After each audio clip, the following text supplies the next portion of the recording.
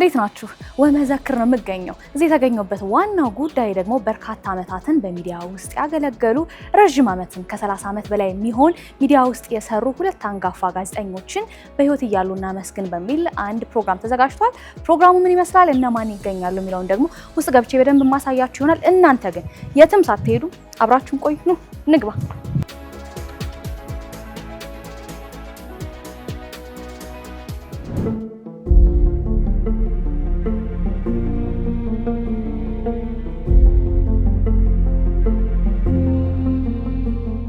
ከሳይንስ ማህደር አድማጮች ለሚጠይቋቸው ልዩ ልዩ ሳይንሳዊ ጥያቄዎች መልስ እያዘጋጀ የሚያቀርብ ነው። አዘጋጅ ከድር ኢብራሂም ነው። አቅራቢው በልሁ ተረፈ። እኔ ደግሞ የሚበቃኝን ያህል ሰርቼ እናመሰግናለን እዚህ ላረከው ሰርቪስ መባሌ በጣም ደስተኛ ነኝ፣ እድለኛም ነኝ። በሙያቸው የተመሰገኑ ናቸው፣ በዲሲፕሊናቸው የተመሰገኑ ናቸው፣ ህይወታቸውን ሁሉ ለዚህ ሙያ የሰጡ ናቸው። 43 ዓመት ከኢትዮጵያ ሬዲዮ ውስጥ ብቻ ሌላ ቦታ ሰርቼ አላውቅም። አንድ ቦታ ነው የሰራሁት።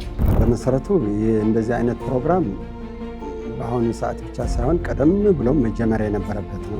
እኔ ከሙያው የተማርኩት አንደኛ ጽናትን ተምሬያለሁ። ቲያትርና የተውኔት ታሪክ እንደ ፈርጥ ሲያበሩ ከሚኖሩት በዘርፉም ኮከብ ተብለው ከሚጠቀሱት ጥቂቶች መካከል አንዱ ምናልባትም ደግሞ ግንባር ቀደሙ ነው።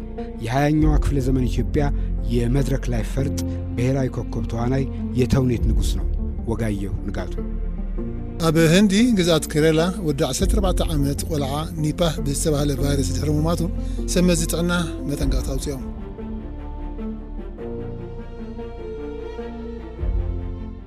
የቀድሞ የኢትዮጵያ ሬዲዮና ቴሌቪዥን ድርጅት ሰራተኞች ጡረታ የወጡ ሰራተኞችን መጠየቂያ የሚል ቴሌግራም ግሩፕ ላይ ከፈት ነው። እዛ ግሩፕ ላይ እንትን ስንል ብዙ ሰው ጆይን ለማድረግ ሞከረ። ሀሳቡ ጥሩ ስለሆነ ልናገለግላችሁ በጉልበታችንም በገንዘባችንም ሀሳቡን ሼር ማድረግ እንፈልጋለን የሚል ስለነበር በዛ መነሻነት የታሰበ እንትን ነው ይሄ አሁን ዛሬው መድረክ የበቃው ማለት ነው። በህይወት እያለ ሰው ስትረዳው ስታግዘው አይዞ ስትለው እድሜም ይጨምራል፣ ጤነኛም ይሆናል። ሲረሳ በዛው እንደወደቀ ግን ዝም ብሎ ተበላሽቶ ቢቀር በስብሶ ሲቀር ግን ደስ አይልም። ኋላ ከሞተ በኋላ እንዲህ ነበረ ህይወት ታሪኩ ተነበው ምን ተብሎ እንዲህ ነበረች እንዴ ተብሎ መወሳትና መዘከሩ ምንም ፋይዳ የለውም። የጋዜጠኝነት ሙያ በብዙ እንትን ውስጥ ለፈተና የተጋለጠ ነው። ሰርቶ መጨረሻ ላይ ሙያውን እየወደደው የሆነ ሰዓት ላይ ህመም ሲጫነው ኑሮም ሲጫነው ራሱን የሚያገልበት ጠያቂ የሚያጣበት ምናምን ነው እና ብዙ ነገር ስለነዚህ ሰዎች ማለት ይቻላል። አሁን ላይ እኛን ድጋፍ ይፈልጋሉ፣ የእኛን ሰፖርት ይፈልጋሉ። ኢትዮጵያ ውስጥ ብዙ ደጋግ ሰዎች አሉ። እውነት ለመናገር ስማቸውን ማናቅ ማንነታቸው እንዲነገር ማይፈልጉ ብዙ ደጋግ ሰዎች አሉ። ብዙ ነገር የሚያቋቁሙ ቤት ሰርተው የሚሰጡ መኪና ገዝተው የሚሰጡ እና እነዚህ ሰዎች በልሁ በኢትዮጵያ ሬዲዮ እንትኑ ከሳይንስ ማህደር በጣም ብዙ የሚያውቀው ነው። በዚህ እድሜውም ሆኖ አስተማሪ ነው። በዚህ እድሜው ለብዙ ልጆች ወጣቶች አርአያ ነው። አዲስ ዓለምን በተመሳሳይ መልኩ ቅድም ሲነገር የሁለቱንም ኳሊቲ እንደሰማ ነው። ስለዚህ ዝም ብሎ ገንዘብ አዋጥቶ ከመስጠት ባሻገር እናመስግናቸው እስኪ የሚል አይዲያ መጣ። ኮሚቴ ተዋቀርን። እንደ ኮሚቴ ሆነን 4-5 አባላት ያሉት ኮሚቴ በጣም የብዙ እንትኖችን እዚህ ውስጥ ማንሳት ይቻላል እና ኮሚቴ ሆነን በኮሚቴ እናመስግናቸው እስኪ እነዚህ ሰዎች መጀመሪያ እነዚህ እንግዲህ በአማካይ ስትሰሚው እስከ 40 ዓመት ምናምን አገራቸውን በሚዲያው ዘርፍ ያገለገሉ ናቸው እና እነዚህን ሰዎች እስኪ ቴንኪው እንበላቸው፣ እናመስግናቸው፣ እንኳን ደስ አላችሁ ብለን ጋቢ አልበሰን መጀመሪያ ፍቅራችን እንግለጽላቸው። ከዛ በኋላ ደግሞ ምንድን ነው የሚያስፈልጋቸው እነዚህ ሰዎች? አሁን የመኖሪያ ቤት ችግር አለባቸው ሁለቱም። ሁላችንም እንደምናውቀው በሚዲያ ውስጥ ስንሰራ የነበርነው ሰዎች ህይወታችንን ሁሉ ለሙያው የሰጠን ሰዎች ነን። በጣም ዝቅተኛ ተከፋይ ከሚባሉት የስራ ዘርፎች በሀገራችን አሁን ያለው ሁኔታ በደንብ አላውቅም፣ ሚዲያ ነው እና ነገር ግን ደግሞ ሌት ተቀን በስራ የምንሰማራው ቅዳሜና እሑድ ጨምሮ በዓላት ጨምሮ እስከ ምሽት ድረስ ኑሯችን ሁሉ ቢሮና ስቱዲዮ ነው። እንደዚህ አይነት ስነ ስርዓት ማለት የኔም ያንቺም ሽልማት ነው ማለት እኔ ኦልሬዲ ፈጣሪ ፈቅዶ እዚህ ድረስ ዘርሼ እናመሰግናለን ልባል አንቺ ደግሞ ነገ እድሜ ሰጥቶኝ እዛ ደርሼ በመሰገን ብለሽ የምትጠብቂው ነው እና የጋራ ሽልማት ነው። ይሄ ማለት ለሚጠብቀውም ለደረሰውም ሰው የሚያረካ ነው። እጅግ በጣም ደግሞ ደስ የሚል ነገር ነው። በባህል ደረጃ መቀጠል መሆን የአንድ ጊዜ ዝም ብሎ ፍጻሜ መሆን የለበትም። በቃ ባህል መሆን አለበት። ልክ የሆነ ሰው ለምሳሌ በስፔ ህግ መሰረት 60 ዓመት ሲደርስ ጡረታ እንደምትወጣው ከዛ በኋላ ደግሞ የሆነ ሰው በጡረታ ሲገለል ወይ ብዙ ዓመት አገልግሎ ከስራ ሲወጣ መደረግ ያለበት ነገር እንደ ህግም እንደ ልምድም እንደ ባህልም መሆን አለበት። ማለት እኔ ብቻ ተደርጎ ሌላ ሰው ሳይደረግ ሲቀር ደስ አይልም። እኔ ደግሞ የሚበቃኝን ያህል ሰርቼ እናመሰግናለን እዚህ ላረከው ሰርቪስ መባሌ በጣም ደስተኛ ነኝ። እድለኛም ነኝ። ደስተኛ ብቻም ሳልሆን ማለት ነው። እኔ በጣም ደስ ብሎኛል። ይህንን የምስጋና በዓል አዘጋጅተው ለዚህ ቀን በመብቃቴ በጣም ደስተኛ ነኝ። ያው የስራዬም ውጤት ነው፣ የስራዬም የመጨረሻ ውጤት ነው ብዬ ነው የምገምተው። ዛሬ ደግሞ አስታውሰው ይህን ዝግጅት አዘጋጅተው ይህን ስነስርዓት አዘጋጅተው ስለጠሩኝ በጣም በጣም ደስ ብሎኛል። አዘጋጆቹንም በጣም አመሰግናለሁ። ዛሬ የተዘከሩት ወይም ደግሞ እንዲታወሱ የተደረጉት ጋዜጠኞች ሐዲስ ዓለም አድጉና በልሆ ተረፈ በጣም አንጋፋ እና ከፍተኛ አገልግሎት የሰጡ ጋዜጠኞች ናቸው። በሙያቸው የተመሰገኑ ናቸው። በዲሲፕሊናቸው የተመሰገኑ ናቸው። ህይወታቸውን ሁሉ ለዚህ ሙያ የሰጡ ናቸው። በመሰረቱ እንደዚህ አይነት ፕሮግራም በአሁኑ ሰዓት ብቻ ሳይሆን ቀደም ብሎ መጀመሪያ የነበረበት ነው። ብዙ አንጋፋ ጋዜጠኞች ወንድሞቻችን የእኛ ሲኒየሮች ሳይታሰቡ፣ ሳይረዱ፣ ሳይታገዙ አይዟቸው ሳይባሉ ብዙ ያለፉ የስራ ባልደረቦቻችን አሉ። ወንዶችም ሴቶችም። እርጅና አለ፣ ህመም አለ፣ ችግር አለ እና ይሄ ቀደም ብሎ ቢጀመር የበለጠ ጥሩ ነው።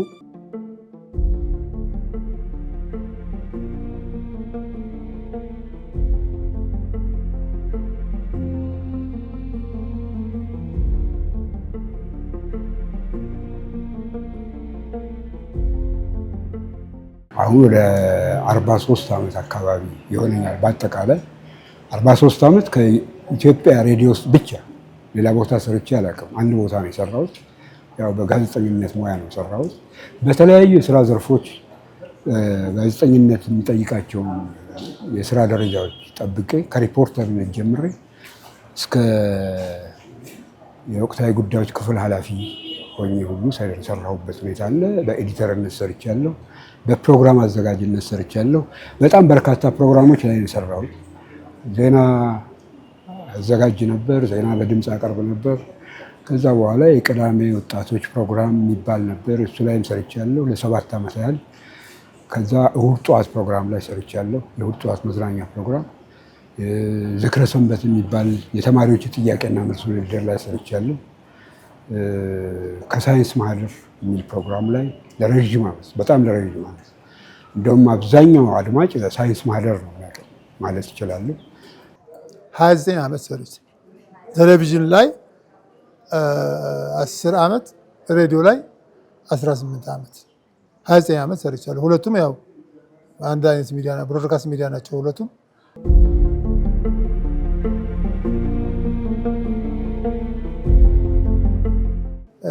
ጋዜጠኝነትን ስመስለው መሰለሽ ገና ዋና ተለማማጅ ሰው ማለት ነው። የተወሰነች በቃ ዋና ለመልመድ ዝም ብለህ ብቅ ጥልቅ እያልክ ትንሽ ደርሰህ መመለስ ምናምን ነገር ይኖራል። ግን ገና ጫፉን እዚህ ያዝከው እንጂ ያልደረስክበት ጫፍ ግን አለ። ስለዚህ ሁልጊዜ ወደዛ ጫፍ ለመድረስ በምታደርገው ጥረት ራስህ እየጨመር ባይ ዘ ወይ ኦን ጆብ ትሬኒንግ ራሱ ስራው ላይ ብዙ ጊዜ መቆየት ማለት ሳታውቀው ልምድም እውቀትም እየጨመርክ ነው የምትሄደው እና ልክ እዚህ የጀመርካት ሞጫረቅ ወደ አንድ የተወሰነ ዳር ደርሳ ግን ጥሩ ዋናተኛ እንድትሆን እንደምትፈልገው ሁሉ ጋዜጠኝነትም እሱን ለመያዝ የምታደርገው ሩጫ ነው የሚሆነውና አይታወቅህም ሁሉ ይሁላ ስቆጥረው ነው ያሁን ይሄ ሁላ ዓመት እንደቆየው እንጂ 29 ዓመት አይደለም 29 ቀን የቆየው አይመስለኝም። ትልቁ ነገር ለኔ የሙያው ፍቅር ይመስለኛል። ሙያው የነበረኝ ፍቅር። የጋዜጠኝነት ስራ እንደምታውቂው እረፍት የለውም። ዛሬ አዲስ ነገር ነው፣ ከደቂቃ በኋላ ሌላ አዲስ ነገር ይመጣል። እዛው ስንገባ ስንወጣ ከእሑድ እስከ እሑድ ከቢሮ ሳንለይ የምንሰራበት ሁኔታ ስለነበር የሙያው ፍቅር ነው እንትን ያለኝ ማለት እችላለሁ። በዛ ላይ ሬዲዮ በጣም እወድ ነበር። ድሮም በልጅነትም ትምህርት ቤትም በነበርኩበት ጊዜ ሬዲዮ በጣም እከታተል ነበር።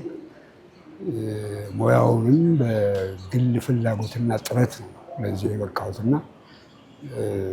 ለረዥም ዓመት እዚህ ቦታ ላይ መቆየት ለእኔ ትልቅ ታሪክ ነው ብዬ ነው የምገምተው።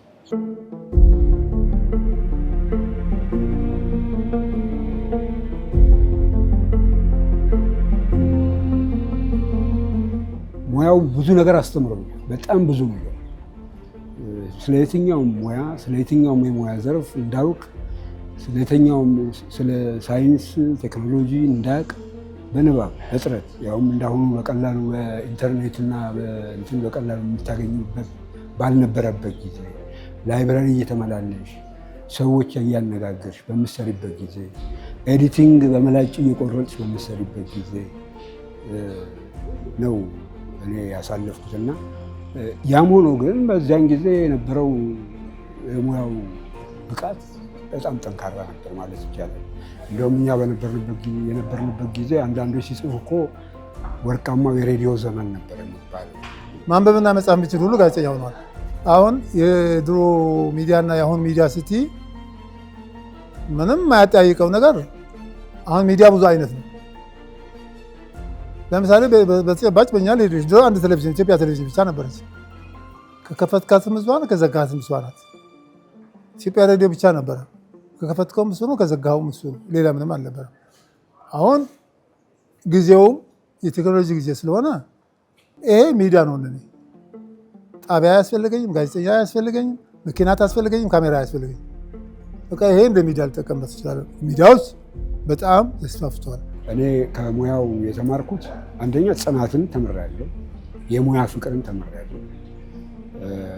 ጋዜጠኝነት በራሱ ምን ማለት እንደሆነ በተግባር ያየሁበት ሙያ ስለሆነ ለእኔ ትልቅ ሙያ ነው። አንድ ኢንሲደንት ልንገርሽ። ቴሌቪዥን እየሰራ አሁን እንግዲህ ታውቂያለሽ፣ ይሄ አሁን ሮው ማቴሪያል አለ አይደል? አሁን ይሄ የሚቀረጸው ከዛ ኤዲቲንግ ማሽን ሄደሽ ኤዲት ልታደርጊ ወይ ተጨማሪ ምስል ታደርግበታለሽ ወይ ከድምፅሽ ጋር ልታዋሃጂ ነው ምናምን እና ጥሬ ማቴሪያሉን ነው የያዝኩት። ኤዲት ያደረግኩት ማቴሪያል መስሎኝ አየር ላይ ዋለ። ከዛ ላይ እንደዚህ ነው አንተ እያወራ ነው ምናምን ይላል። እሱ ነው በቃ ሜዳ አንድ ደቂቃ ከምናምን ከሄደ በኋላ አንድ ደቂቃ ምናምን ማለት አስቢው ምን ያህል ጦርነት እንደሚፈጅና በህይወት የማረሳው ስህተት እሱ ነው። ስህተትን ኤክስኪውዝ ማድረግ ጥሩ አይደለም፣ የሚያጋጥም ስለሆነ እኔ እንደዚህ ስላጋጠመኝ አሁን አንቺ እንደዚህ ቢያጋጥመሽ እንደ ድሮ ሲያጋጥማችሁ አልነበረም እንደሚባል አይደለም። የስህተት ኤክስኪውዝ የለም።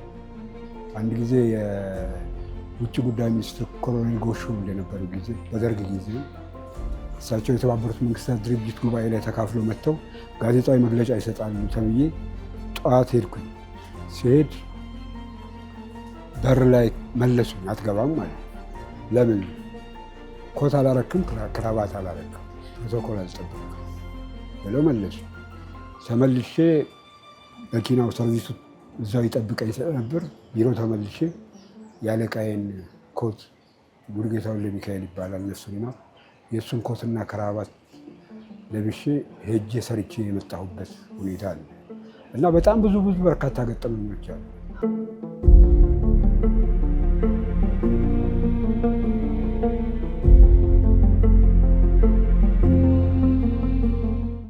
ለአሁኑ ዘመን ወጣቶች የሚመክረው ጋዜጠኝነት ሙያ ማንበብን ይጠይቃል፣ ጥንካሬን ይጠይቃል፣ ብርታትን ይጠይቃል እና በተለይ ማንበብን መጠየቅን ይህን የሚፈልግ ሙያ ነው እና ከኛም ልምድ አሁን ደግሞ እንደምታዩ ማሰልጠኛ ጣቢያዎች በብዛት ተከፍተዋል። እዛ እየተሳተፉ ሙያቸውን የሚያጎለብቱበትን እድል ከቴክኖሎጂ ጋር የሚራመዱበትን ሁኔታ ትኩረት ሰጥተው ቢንቀሳቀሱ ጥሩ ነው ብዬ አምናለሁ። ሁሉም ነገር እንዳለ ሆኖ መሰረታዊ ነገሮች አንድ ጋዜጠኛ ማወቅ ያለበት ነገር አንደኛ ስለ ሙያው በፎርማልም ኢንፎርማልም በሆነ መንገድ ማወቅ ማንበብ መቻል አለበት። አጫጭር ኮርስ ባያቸው፣ ዩኒቨርሲቲ ገብተህ ባያቸው፣ ኮሌጅ ገብተህ ባያቸው፣ ከሆነ ሚዲያ የውጭ ተቋም የሚጽፋቸው የስልጠና ማቴሪያል ባያቸው፣ ዋቴቨር በቃ ጋዜጠኝነት የሚመለከት ነገር ለማወቅ ጥረት ማድረግ ነው። አንድ ሙያውን ልትወጁ ይገባል። ሙያውን ልትወጁ ይገባል። ስትወጁ ዝም ብሎ አይደለም የሚፈቀድ። ለምትወጂው ሰው እንደምታደርጊ ታውቃለሻል። ለምትወጂው ሙያ ደግሞ መስዋዕት መክፈል።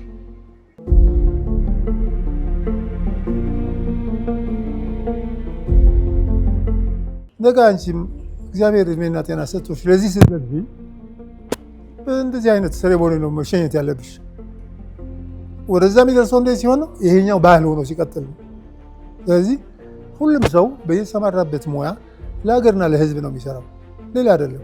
ይህቺ ጉሮሮችን ለመድፈን ብለን ምንሰራት እንጀራ የሁሉም ድንጋይ ፈንቅለህም እንጨት ሰብረህም ውሃ ቀድተህም ደሞዝ ተከፍለህም ታገኘዋለህ። እንደ ጋዜጠኝነት፣ እንደ መምህርነት፣ እንደ ሕክምና በቃ ምናምን የመሰሉ ነገሮች ግን ለየት ያለ ኮንትሪቢሽን አላቸው። እንደዚህ የሆኑ ሰዎች ደግሞ ቴንኪዩ መባል ስለሚገባ ቴንኪዩ ምንም አይቀንስብህም። ለምታመሰግነው ሰው ግን የሆነ የህሊና እርካታ ይሰጠዋል፣ ደስ ይለዋልና ይሄ ባህል ሆኖ ይቀጥል። በአዲስ አለማርጉና በበልሁ ተረፈ ተጀምሯል፣ ይቀጥላል። ሌሎችም ሰዎች ደግሞ እንደዚሁ ሰፖርት ድጋፍ የኛን ድጋፍ የሚሹ የኛን ጥየቃ የሚሹ ሰው ለሰው መድኃኒቱ ነው ተብሎ ነው የሚታሰበውና የኛን ነገር የሚፈልጉ ሰዎች በተለይ ባልደረቦቻቸው ይህንን መስራት አለብን ብለን ስለምናስብ እንደተባለው የዛሬ የመጀመሪያ መድረክ ነው። ይሄ መድረክ እንዳበቃ ደግሞ በቀጣይ ከኛም ጋር ሌሎችም ተጨምረውበት ሀሳቡ ጎልብት በተሻለ መንገድ ሰፖርት የሚደረጉበትን መንገድ ማፈላለግ ነው። ስለዚህ ቀጣይ ስራ እሱ ይሆናል ብዬ አስባለሁ። ለወደፊቱ ምንድን ነው ያስብነው? ለሀገራቸው በተለይ በሚዲያው ዘርፍ እንደዚህ የዚህ ሚዲያ እንድል አጋጣሚ ሆኖ ስለቀረብናቸው ነው እንጂ ሁሉም ሚዲያ ላይ በጣም ለበርካታ ዓመታት አገልግለው ግን ደግሞ በመጨረሻው ዘመን በሚከበሩበት ወቅት ድጋፍ የሚፈልጉ የሙያ አጋሮቻችንን እየፈለግ ማገዝ ማስተባበር ምናምን እና እነዚህ ሰዎች ሜዳ ላይ እንዳይወድቁ አትሊስት እግዚአብሔር በሰጣቸው ቀሪ ጊዜ ተደስተው ደስ ብሏቸው ቀሪ ዘመናቸውን ደስ ብሏቸው እንዲኖሩ የማስቻል ነው።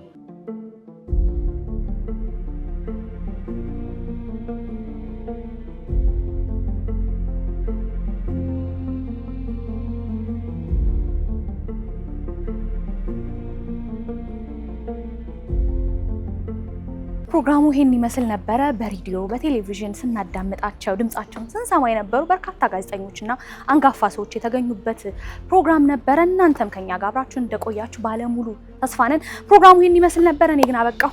ቻው፣ ደህና ሁኑልኝ።